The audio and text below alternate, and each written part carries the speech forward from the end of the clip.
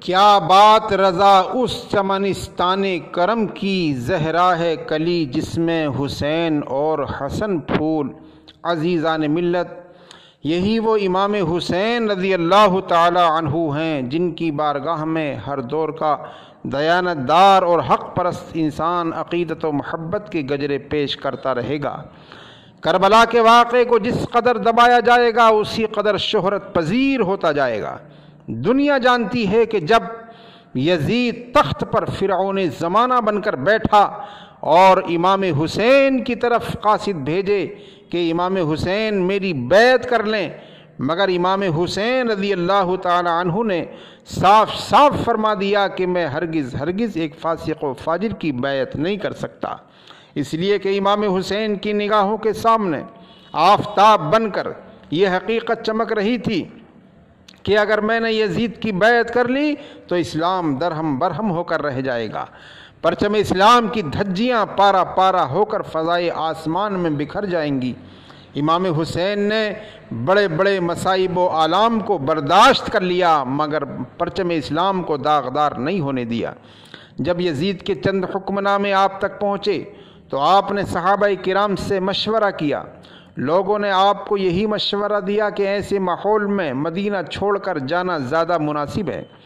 ایک وہ دن تھا کہ ان کے نانا جان مکہ مکرمہ چھوڑ کر مدینہ تشریف لائے تھے تو مدینے میں اجالا ہی اجالا تھا، اور آج وہ دن ہے کہ مدینے کے ہر گھر میں رنج و غم کے سیاہ بادل منڈلا رہے ہیں، ہر طرف اندھیرا ہی اندھیرا نظر آ رہا ہے۔ امام حسین رضی اللہ تعالیٰ عنہ اپنے کاشانہ اقدس سے نکل کر اپنے نانا جان کے آخری سلام کے لیے حاضر ہوتے ہیں۔ روضہ رسول پر حاضری کے بعد والدہ محترمہ کی قبر پر حاضر ہوئے، سلام کا نذرانہ پیش کرنے کے بعد عرض کی، امی جان تم نے قرآن پڑھ کر سلایا، درود پڑھ کر جگایا، آج تیرے نازوں کا پالا مدینے سے دور جا رہا ہے۔ آنکھوں سے آنسو جاری ہیں۔ عرض کی، امی جان مجھے جانے کا غم نہیں ہے، میں اس لیے رو رہا ہوں کہ نانا جان کا مدینہ چھوٹ رہا ہے۔ پیاری امی جان، آج تیرا حسین تجھ سے فریاد کرتا ہے کہ میرا آخری سلام قبول فرما لو، میرے لیے دعا فرما دو کہ میں امتحان میں کامیاب ہو جاؤں۔ میرا معصوم علی اصغر جب دم توڑ رہا ہو تو مجھے صبر و استقامت نصیب ہو، جوان علی اکبر کا لاشا دیکھ کر گھبرا نہ جاؤں، اور نانا کے دین کی خاطر ہر مصیبت کو خندہ پیشانی سے برداشت کر لوں۔ حاضری دینے کے بعد مکہ روانہ ہو گئے۔ راستے میں جو بھی ملتا ہے سوال کرتا ہے، اے امام حسین کہاں جا رہے ہیں؟ آپ یہ سن کر جدائیگی میں زار زار رونے لگتے ہیں اور دوسروں کو بھی رلاتے ہیں۔ جب مکے کے قریب پہنچے تو تمام بوڑھے اور جوان پکار اٹھے تھے، جن سے روشن ہے مدینہ وہ قمر آتے ہیں، جن کا معدن ہے نجف میں وہ گوہر آتے ہیں، حضرت سرور عالم کے پسر آتے ہیں، سیدہ فاطمہ کے لخت جگر آتے ہیں۔ امام حسین رضی اللہ تعالیٰ عنہ مکے سے کوفہ روانہ ہوتے ہیں۔ راستے میں خبر ملتی ہے کہ حضرت امام مسلم اور ان کے فرزند شہید ہو چکے ہیں۔ خبر سنتے ہی آپ حیران رہ گئے۔ اتنے میں امام مسلم کی چھوٹی سی بچی آپ کے سامنے آئی۔ آپ نے شفقت بھری نگاہوں سے دیکھا اور بے اختیار آنسوؤں کی دھار امام حسین کے رخسار پر جاری ہو گئی۔ بچی قرائن سے سمجھ گئی، عرض کرنے لگی، چچا جان آج تو آپ میرے سر پر اس طرح ہاتھ پھیر رہے ہیں جس طرح یتیموں کے سر پر پھیرا جاتا ہے۔ یہ سن کر امام حسین زار زار رونے لگے۔ تمام اہل بیت آپ کے قریب جمع ہو گئے۔ آپ نے پورا حال سنایا۔